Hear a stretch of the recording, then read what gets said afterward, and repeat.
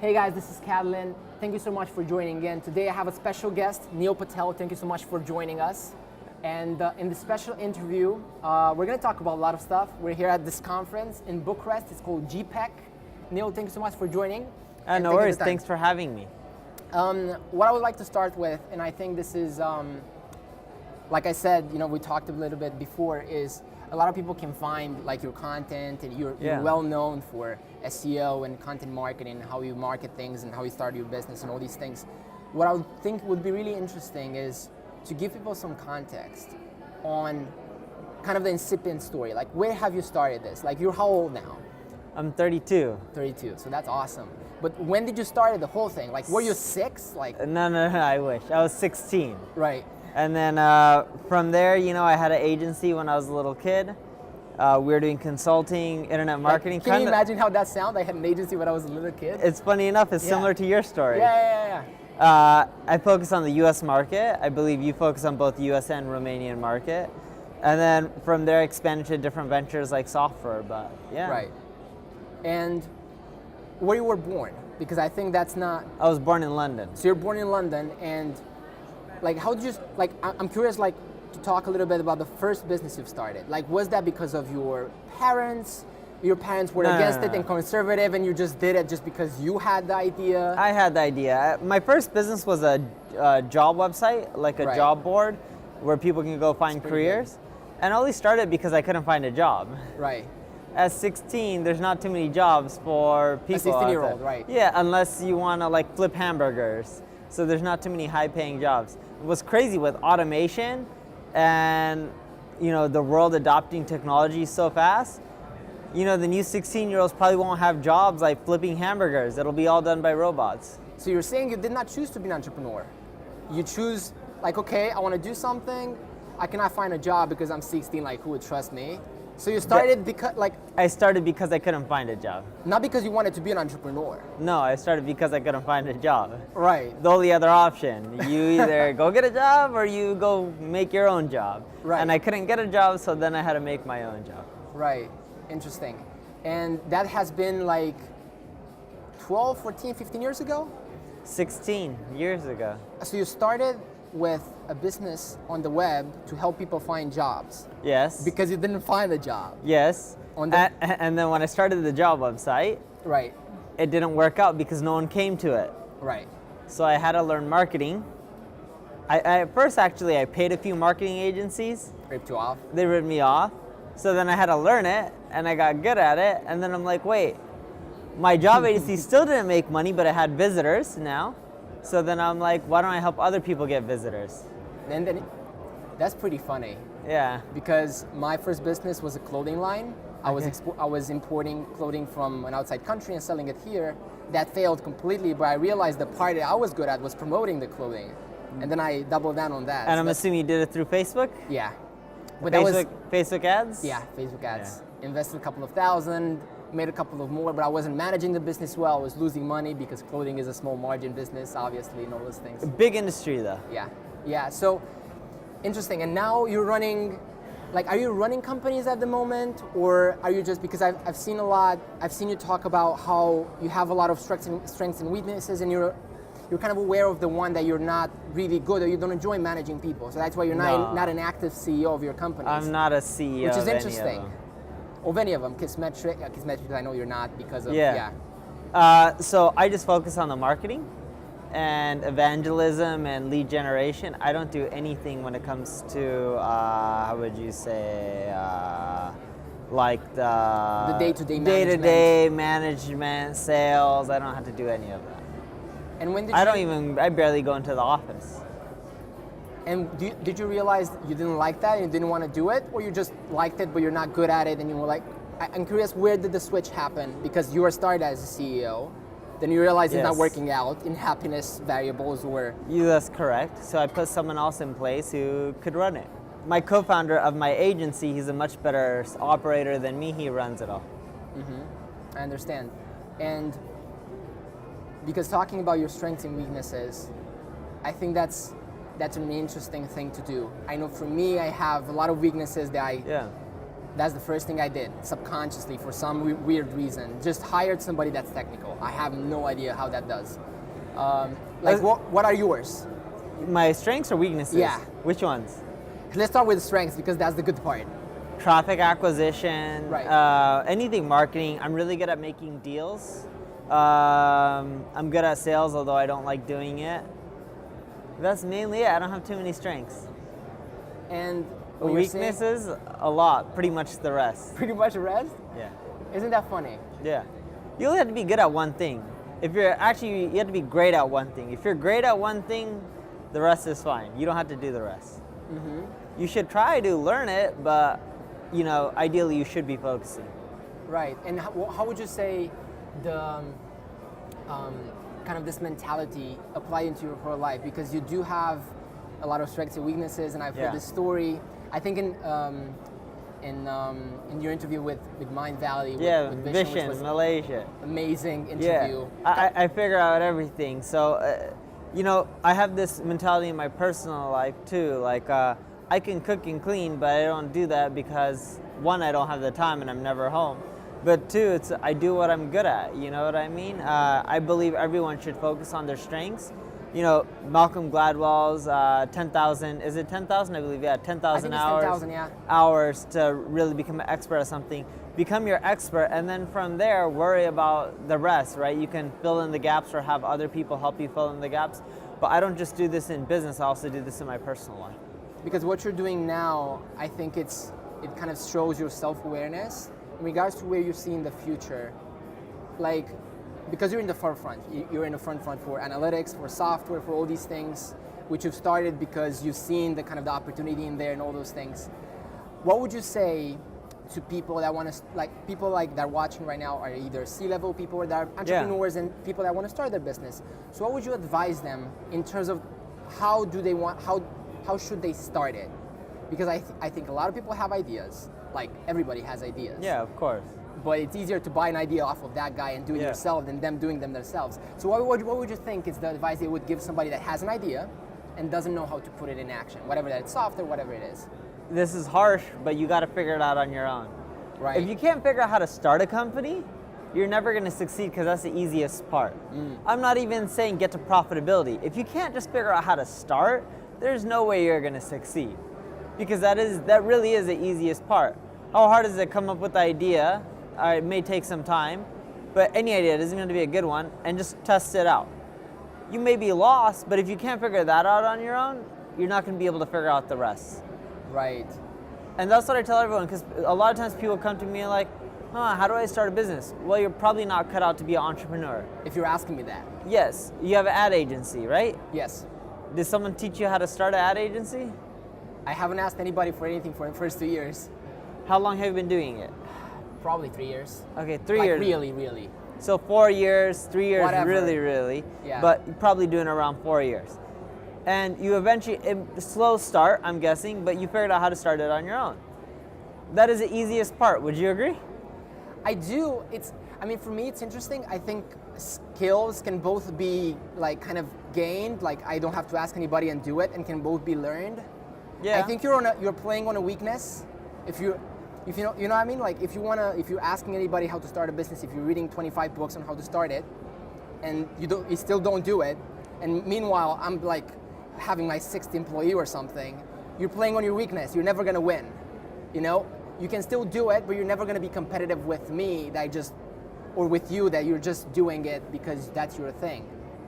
Yes, but exactly. If you can't figure out how to create, you're not going to be able to figure out how to grow, how to solve problems, how to deal with lawsuits, how to deal with taxes. There's all these other things that are involved in the business that most people don't talk about, but starting is the easiest part.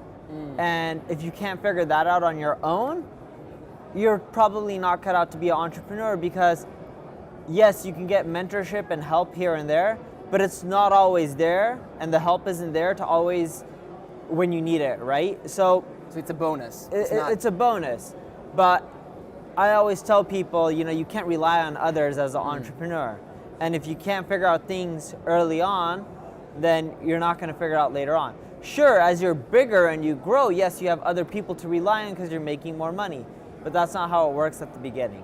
Right. And what would you say are other things that you know you have or you have developed that allow you to do all that you're doing?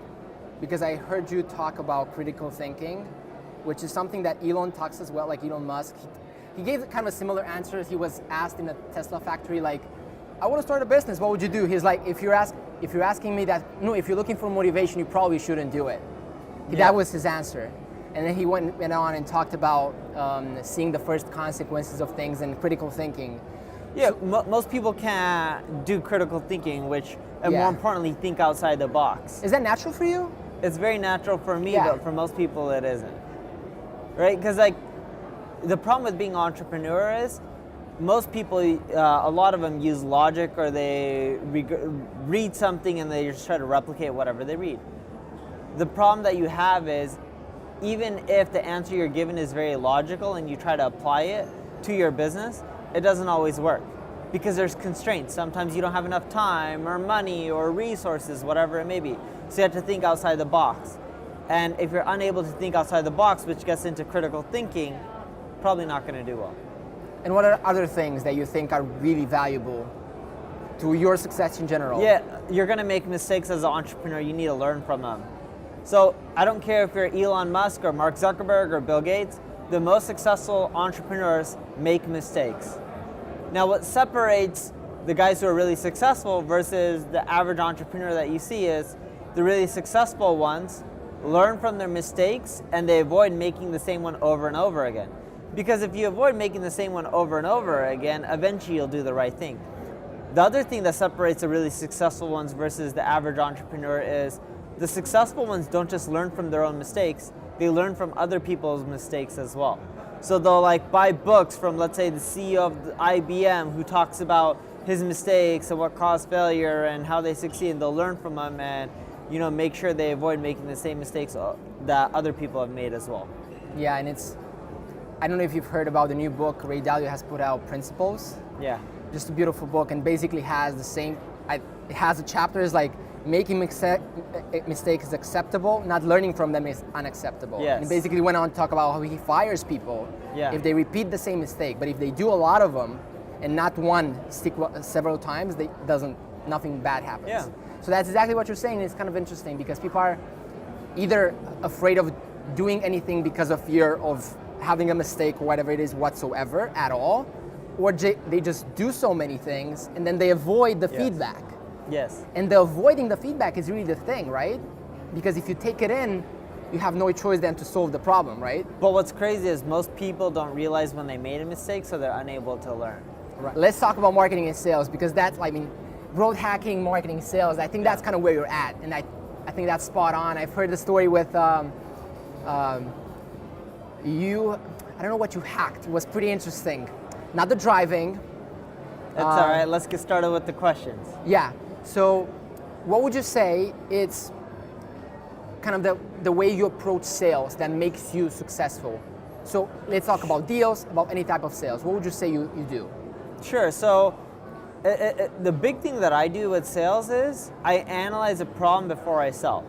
Most people just go and they sell, but what I'll do is, let's say it's a big company and the company is Samsung and they want to come to Eastern Europe.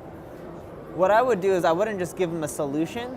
I would charge them for analysis, figure out the problems on why they're not successful, and then that gives me the proposal to send to them. So think of SWOT analysis. Like an audit.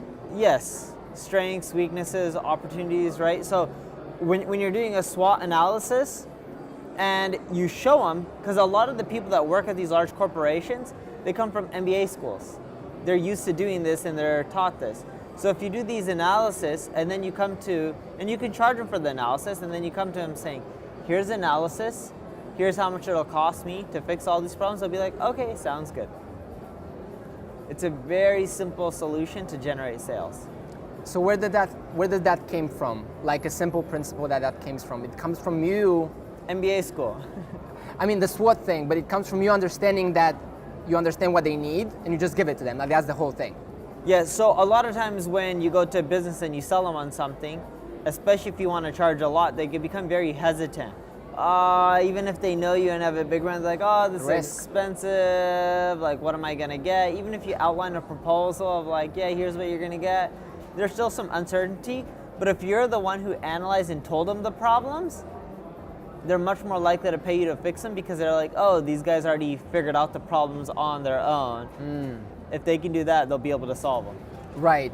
And in terms of actual marketing your business, because that's selling. So if I want to get a contract or one-to-one deal, like that's how I do. I figure out what are their problems. I outline them to them so that they can see you in a position of authority and realize that you're the actual person that realizes it in the first place because they didn't know about it. Otherwise, they would have solved it or at least be on the way. What would you say? Because if we go above, we need marketing and branding to do the sales, right? Yes. So what would you do there? So from a marketing standpoint, I love content marketing because not only does it get you traffic, but it builds a brand as well. When you create content like this, podcasts, videos, whatever it may be, the more content that you create, the more education you do, more people start coming to your websites, the bigger the brand you build, the easier it is to also close deals as well. It all works in a vicious cycle. Right, and would you say, because you kind of pioneered the thing, like content marketing and infographics and what you've done in the beginning, like nobody was doing that. Like nobody. I mean, a couple of people here and there, but not really. Like how'd you figure it out that that's the next step to do in terms of doing that? Because until that point, everybody was just like, okay, selling. That was all they're doing. So how'd you figure that out? Well, I figured it out because I myself, I was reading blog posts to learn, and a lot of the content was mediocre, so then I was practicing to learn, and then I'm like, why don't people just write better content? From videos to audio files to everything, so, and that's how it started. So one thing I've heard about you and read about you that you love psychology and you study it a lot. Yeah. What are a couple of things that you've seen psychology-wise that you've tested and that work in selling and developing in your own life and whatever it is? And then there's another related one to that. So sure. So one thing that I've learned is it's very hard for people to make big commitments, but micro commitments are very easy for people to make. Would you like coffee? Will you do an interview with me? You get them to do small commitments and then you ask them for bigger commitments. As each step goes along, it's much easier to get them to your end game. Right. For example, if I said to someone, hey, would you like coffee? Sure. Would you like to go on a date with me? Sure. You go on a few dates. Would you like to be boyfriend, girlfriend? Sure. Would you like to move in? Sure. Fast forward to 2 years later, would you like to get married? Sure, right? You see how the small micro commitments, but you can't go up to a random person and say, will you get married? They're gonna be like, whoa, whoa, whoa. If they say yes, they're crazy. Yes, but that's an example of using micro commitments. And it works. It works in both your personal life and in business. So micro commitments, and in regards to the thing that you apply to yourself, like, because you from all this understanding, you probably apply a lot of things to yourself. Yeah. Like, how do you motivate yourself? Like, what are your motivations? What are all those things? I don't have to motivate myself. I love what I'm doing. Interesting. If you love what you're doing, you shouldn't have to motivate yourself because you won't see it as work. You'll see it as fun. Like this morning, right? Exactly. You just went from, I think, a 10-hour time change. Yes. You just landed yesterday or something? Like the other pretty much today, because it was late last night, so which got into today. Right, so 10 hours difference. By the time I was in the hotel, it was already Tuesday, which is today. Which is today. Yeah.